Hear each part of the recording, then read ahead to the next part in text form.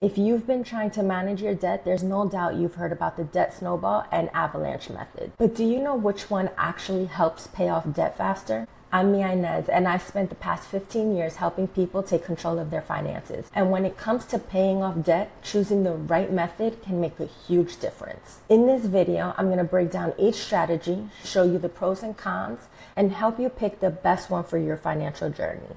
By the end of this, you'll know which one fits your goals. The Debt Snowball method really focuses on momentum through small wins. So think of it like this. If you want to lose 50 pounds this year, you won't focus on those 50 pounds. You'll focus on the first 5 pounds, and then you'll focus on the next 10 pounds. You won't just have this big picture of 50 pounds. The wins are going to be incremental, not just focusing on the 50, but focusing on the process to getting to 50. Let me break down exactly how it works. You're going to list all your debts, looking at the balances from smallest to largest. You're going to pay the minimum payment on all your debts except for the smallest one. Any extra money that you have that you've allocated towards your debts, you're going to put on this debt. You're not going to put an extra 10 on debt number 2 or an extra 15 on debt number 3.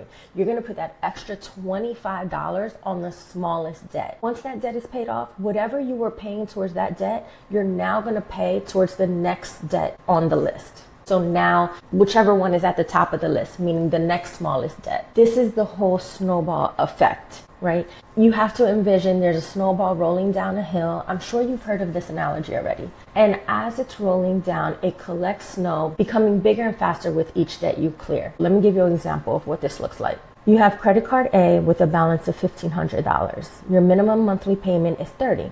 You have credit card B with a $3,000 balance. The minimum monthly payment is $50. And you have a car loan balance of $7,000 and the minimum monthly payment is $80. Let's say you can pay $300 a month toward debt in total. Side note, you should never be paying off your debt like, okay, I only have to pay the minimum. You should have a budget, right? In this budget should be what you can afford to pay towards your debt. So in this example, the debt minimum payment totals equals $160, right?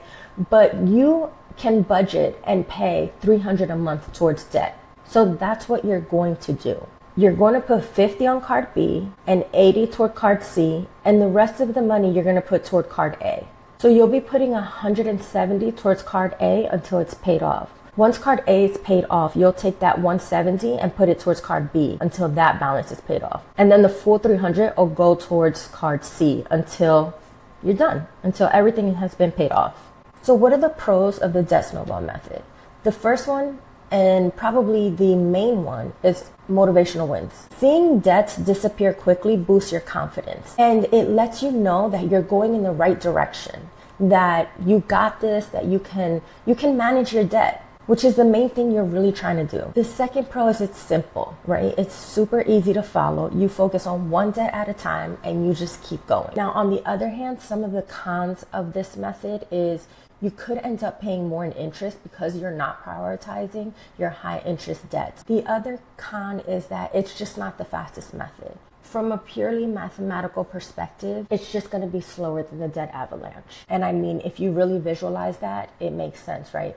An avalanche is going to be much faster than a snowball. Okay, now let's go over the Debt Avalanche method, which is designed to save you the most money in the long run. Again, you're gonna list all your debts. This time you're gonna list them from highest to lowest interest rates. You're gonna pay the minimums on all your credit cards except for the one with the highest interest rate. You're gonna make that your main focus. And once that's paid off, you'll roll that payment into the next debt on your list. So in this example, you have card A with a $500 balance with a 29.49 interest rate. You have a personal loan that is $1,500 at 4.3 interest rate, and you have a car loan at $5,000 with an 8.99 interest rate.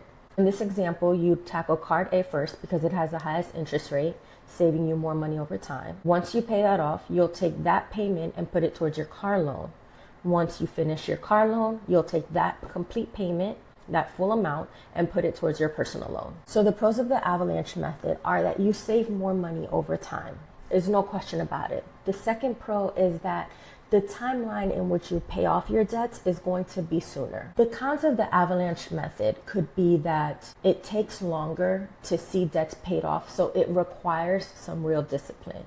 Another con that people mention is that you're focusing on your interest rates. And that can be overwhelming to some people if they don't understand really what interest rates are or how they affect the bottom line. So now that I've explained both methods and you kind of have a side-by-side comparison, the question is, which one is best for you? The snowball method is going to be best for you if you need motivational quick wins, you feel overwhelmed by debt and want to build momentum, or you thrive on visible progress. The debt avalanche method is for you if you want to minimize the total interest paid, if you're disciplined and don't mind waiting longer for a payoff, and you want the fastest path to becoming debt-free. And remember, the best method is not necessarily going to be the cheapest one, but the one that you're going to follow. If you pick the one that seems like it'll save you a couple hundred, but you don't stick to it, then you're going to end up paying a couple thousand. So whether you go with the debt snowball method or you go with the debt avalanche method, it doesn't matter.